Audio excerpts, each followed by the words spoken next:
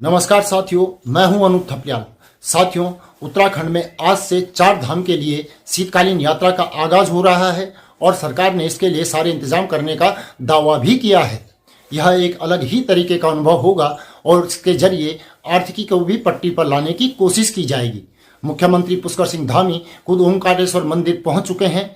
रुद्रप्रयाग के ओमकारेश्वर मंदिर में जहां पर कि बाबा केदार शीतकालीन प्रवास करते हैं और वहीं से वह उस यात्रा की शुरुआत भी करेंगे।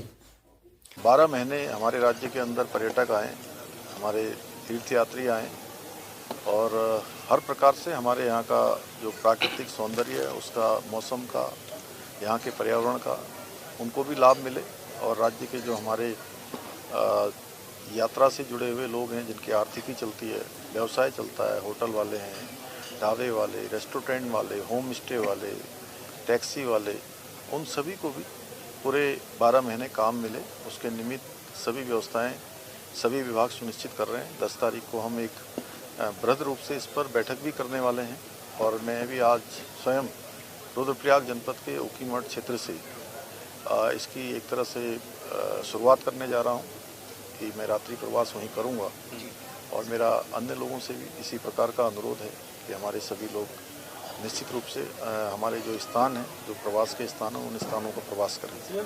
शीतकालीन यात्रा को लेकर सरकार के अपने दावे हैं, उनकी अपनी तैयारियां हैं, लेकिन अब देखना यह होगा कि इसमें कितनी सफलता सरकार को मिलती है। क्योंकि जब 4 धाम यात्रा का आगाज हुआ था इसी साल की शुरुआत अप्रैल मई में, तब बहुत सारी दिक्कतों का सामना श्रद्धालुओं को करना पड़ा था। सरकार की काफी किरकिरी उस वक्त हुई थी और कई सवाल भी उठे थे। अब शीतकालीन यात्रा से ठीक पहले हरीश रावत ने भी सवाल उठाए हैं। हालांकि उन्होंने इस पहल को लेकर जो भी बातें कही हैं, उनके मुताबिक वह यह कह रहे हैं कि सरकार शीतकालीन यात्रा शुरू तो करना चाहती है, लेकिन उसकी कोई तैयारियों की बात कहीं भी नहीं सुनी जा रही है। उन्होंने यह भी कहा कि जब वह मुख्यमंत्री थे तब भी शीतकालीन यात्रा का उन्होंने आगाज किया था, लेकिन उसके बाद में जब बीजेपी की सरकार आई तो उसे ठप कर दिया गया। यह हरीश रावत एक आरोप लगा रहे हैं। बीजेपी की धामी सरकार इस यात्रा को फिर से शुरू कर रही है।